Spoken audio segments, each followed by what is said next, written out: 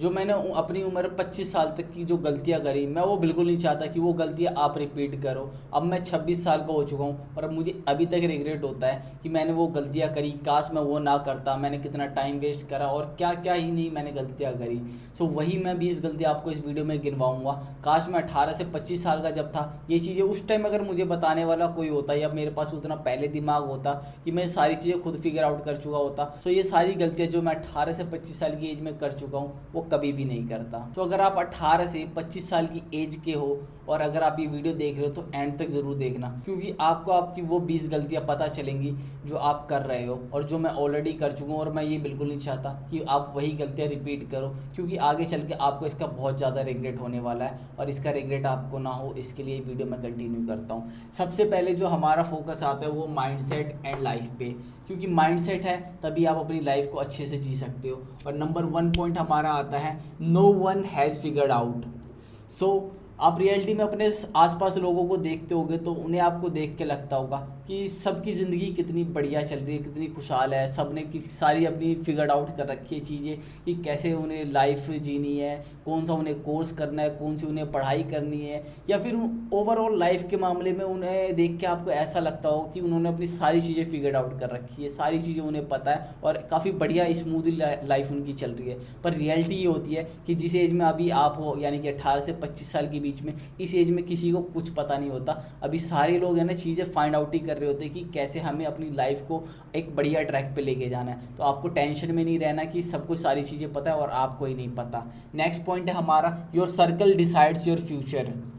सो इस पॉइंट को मैं पर्सनली काफ़ी बार झेल चुका हूँ। अगर आप एक बेकार सर्कल में रहते हो, आपके फ्रेंड्स ऐसे हैं जो आपको अल्कोहल के लिए या फिर स्मोकिंग के लिए या फिर इस चीज़ के लिए मोटिवेट करते हैं कि आप पढ़ाई मत करो, या फिर आप ऐसे मतलब वो हमेशा आपको डिमोटिवेट करने में ही लगा रहेगा। आप कोई उसे अपना फ्यूचर प्लान बताते होगे, आप पैसे कमाने की कोई उसे ट्रिक बताते होगे, कोई बिजनेस प्लान बताते होगे, तो वो हर प्लान पे आपके हंसता होगा। और आपका फ्रेंड सर्कल अगर बेकार होगा सो ट्रस्ट मी आप भी बेकार बन जाओगे। और ये मत सोचना कि अगर आप 4 लोगों के खराब लोगों के बीच में और आप काफ़ी बढ़िया हो तो आप अपने आप को कंट्रोल कर लोगे, आप नहीं कर सकते। ये चीज़ हमेशा याद रखना।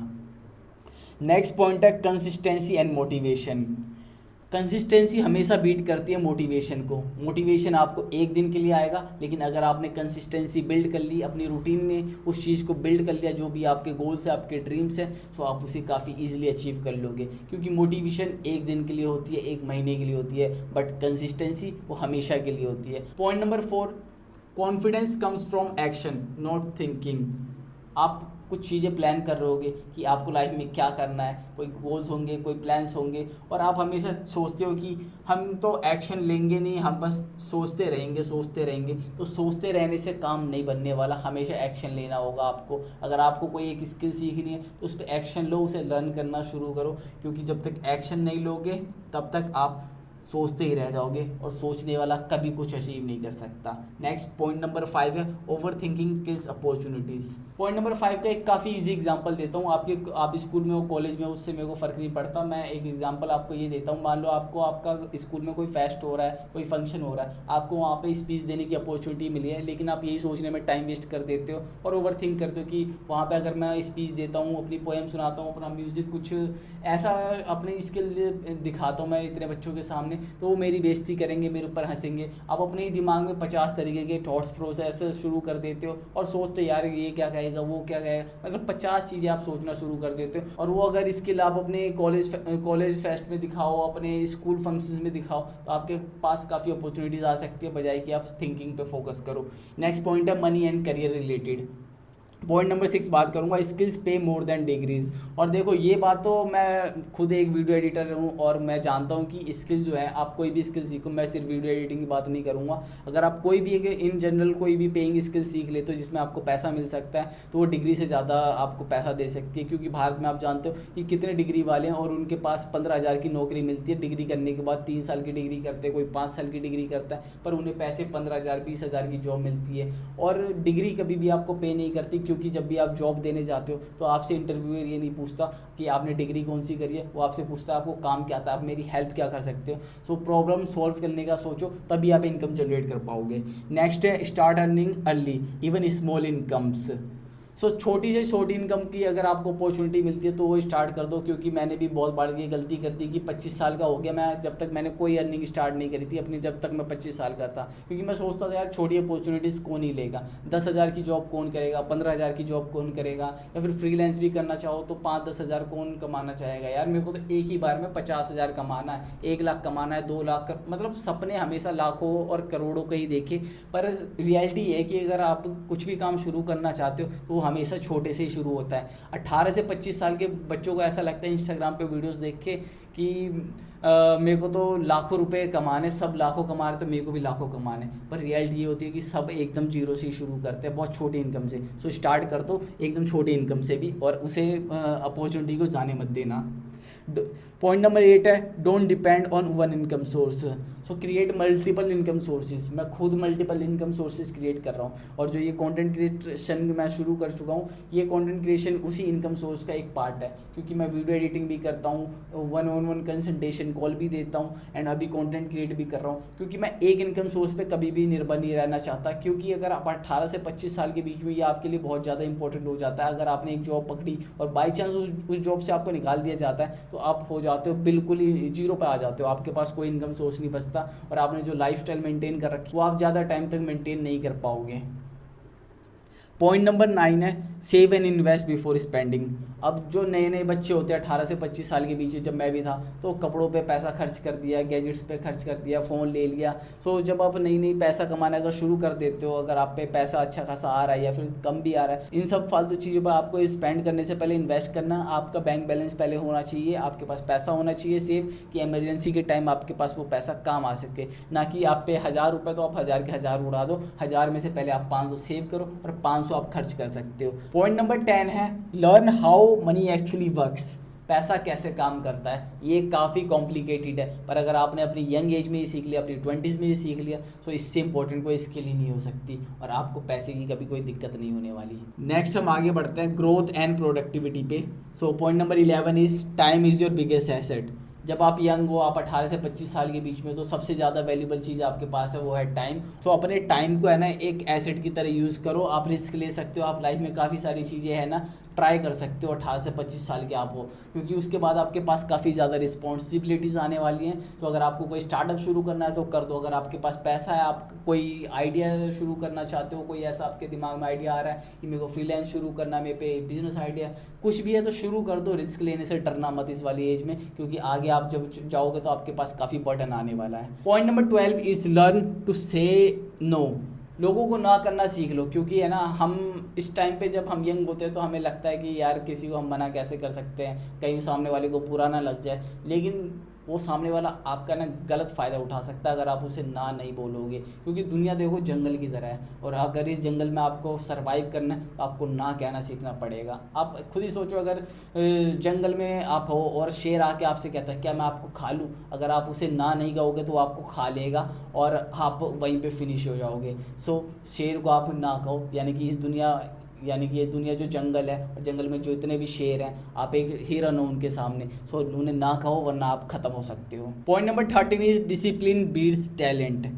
सो डिसिप्लिन का क्या मतलब है, अगर आप कोई स्किल पे काम कर रहे हो, मान लो आप पढ़ाई में तेज़ नहीं हो और किसी स्किल में भी आप काफ़ी बढ़िया नहीं हो, लेकिन आप काफ़ी डिसिप्लिन पर्सन हो, आप एक ही स्किल पे रोज़ 10 घंटे दे रहे हो, रोज़ 5 घंटे दे रहे हो डिसिप्लिन होके। लेकिन टैलेंट वाला बंदा क्या करता है, उसे पता है कि उसके पास टैलेंट है और वो थक जाता है। आपने कछुए और खरगोश वाली कहानी सुनी होगी ना, कि कछुआ धीरे धीरे डिसिप्लिन के साथ रेस में दौड़ता है, धीरे धीरे चलता है मेरा मतलब, और खरगोश को लगता है यार मैं तो जीत ही जाऊँगा, टैलेंटेड बंदा हूँ, मैं तो काफ़ी तेज़ दौड़ सकता हूँ, तो कछुआ में से तो कभी जीतेगा नहीं। लेकिन एंड में होता क्या है, कछुआ जीत जाता है। So discipline is the most important thing अगर आप काफ़ी यंग एज में हो। Point number 14 your phone can build और डिस्ट्रॉय यू। अब फ़ोन देखो आजकल सबके पास आ चुका है, और फ़ोन अगर आपके पास आ चुका है तो इसका आप गलत यूज़ भी कर सकते हो और सही यूज़ भी कर सकते हो। जब मैं अपनी यंग एज में था, मैंने एक बहुत बड़ी गलती कर दी कि लॉकडाउन के टाइम पे भाई मैं पबजी बहुत खेला करता था अपने दोस्तों के साथ। अगर मैं वो पबजी खेलने की जगह कोई स्किल बिल्ड कर लेता या कोई नॉलेज ले लेता, किताबें पढ़ लेता, तो आज मैं यहाँ से मतलब काफ़ी आगे हो चुका होता। हालांकि मैं अभी भी थोड़ा बहुत तो आगे बढ़ चुका हूँ, लेकिन रियलिटी बताऊँ तो अगर आप अपने फ़ोन को यूज़ करते हो तो स्किल के लिए यूज़ करो, ना कि सिर्फ स्क्रॉल करने के लिए। अगर आप कंटेंट देख रहे हो तो कंटेंट बनाओ, या फिर कुछ भी जो भी जिसमें भी आपका इंटरेस्ट है, आपका फ़ोन आपकी काफ़ी हेल्प कर सकता है। And the point number 15 is start before you feel ready. So अगर आप रेडी नहीं भी हो तब भी आप कर दो, क्योंकि रेडी तो इंसान यार कभी नहीं होता, हमेशा वो अनरेडी होता है। हमेशा उसे लगता है यार मेरे पे अभी, फॉर एग्जांपल कंटेंट क्रिएशन को लगता है, उसे लगता है मेरे पे माइक नहीं है, मेरे पास लाइट्स नहीं है, मेरे पास कैमरा नहीं है, मेरे पे रूम नहीं है, मेरे पास सेटअप नहीं है। पर आप कभी रेडी हो ही नहीं सकते। जब भी आपको लगता है कि मुझे ये काम करना है तो आप स्टार्ट कर दो, और रेडी कभी आप रेडी नहीं होने वाले। So start your work now. And final हम पॉइंट्स पे पहुंचने वाले हैं, relationship and reality. So point number 16 is not every one is your friend. ये तो देखो रियलिटी है, आपका हर कोई दोस्त नहीं है। दुनिया मैंने जैसे बताया जंगल है, और जंगल में हर कोई आपका फ़ायदा उठाना चाहता है, आपको खाना चाहता है। सो बड़ी सोच समझ के दोस्त बनाना, और इस ये एज में जो दोस्त बनते हैं वो लॉन्ग टर्म तक शायद टिकते भी नहीं है, क्योंकि इस एज में हमारे काफ़ी ज़्यादा दोस्त बनते हैं। और लेकिन जब हम 25 साल के पार क्रॉस करते हैं, 26, 27, 28, 30 साल पे पहुंचते हैं, तो गिनती के हमारे पास 1-2 ही दोस्त बनते हैं। सो दोस्त इस टाइम पे परमानेंट नहीं होते। सो इस सोच समझ के अपने दोस्त बनाना, क्योंकि वो आपका सिर्फ फ़ायदा उठाने वाले हैं। और हो सकता है कुछ आपका फ़ायदा ना भी उठाए, लेकिन पॉसिबिलिटीज़ यही है कि इस एज में आप बहुत जल्दी मूर्ख बनने वाले हो लोगों से। पॉइंट नंबर 17 पे पहुंचते हैं, rejection are directions.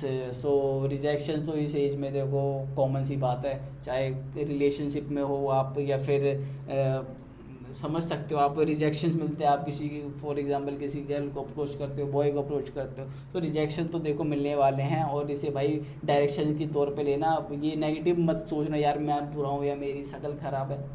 Doesn't matter भाई, फ्यूचर में एक ही चीज़ काम आने वाली है, वो है पैसा। ठीक है।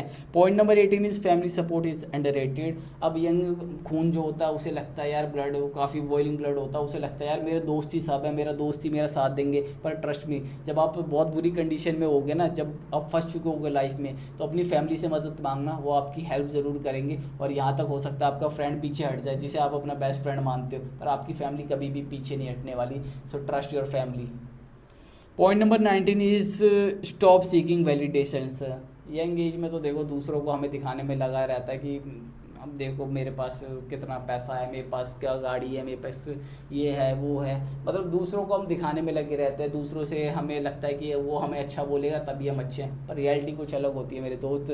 सामने वाला आप तभी तक आपके साथ है जब तक आपके पास पैसा है, या फिर आप स्मार्ट हो, मतलब कुछ ना कुछ उसे आपसे मिल रहा है इन रिटर्न, तभी तक वो आपके साथ है। तो वो दूसरों की वैलिडेशन के पीछे मत पड़ना। अगर आप अपने आप को बिल्ड नहीं करते तो आप कुछ नहीं कर सकते लाइफ में।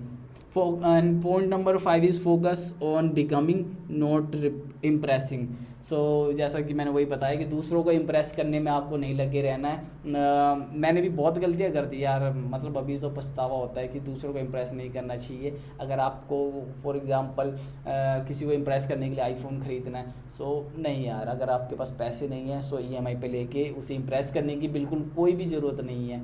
और एक चीज़ याद रखना, अगर आपने अपने ये साल जो वेस्ट कर दिया, आप मान लो अभी 22 के हो, 23 के, 24 को, तो ये वेस्ट नहीं होता, ये आपने लर्निंग करी है और आप काफ़ी चीज़ें सीख चुके हो। मैंने आपको 20 पॉइंट्स भी बताए हैं इस वीडियो में। सो इन सब चीज़ों का याद रखना और दिमाग में रखना, और आप अभी से भी शुरू कर सकते हो। कभी लेट नहीं होता यार, यहाँ तक कि आप 50 साल के हो ना तब भी आप शुरू कर सकते हो। पर ये जो ये टाइम वेस्ट कर देते ना इतनी सारे ईयर्स, तो पछतावा होता है। तो मैं चाहता हूँ कि हम ये टाइम वेस्ट ना करें, क्योंकि जब हम वेस्ट कर देते हैं ना टाइम, तो आगे चल के बहुत बुरा लगता है कि हमने ये नहीं करा, वो नहीं करा। तो ये वीडियो यहीं तक थी। अगर अच्छी लगी हो तो लाइक कर देना इस वीडियो को, और चैनल को सब्सक्राइब कर लेना। मिलता आपसे नेक्स्ट वीडियो में, जब तक के लिए थैंक यू।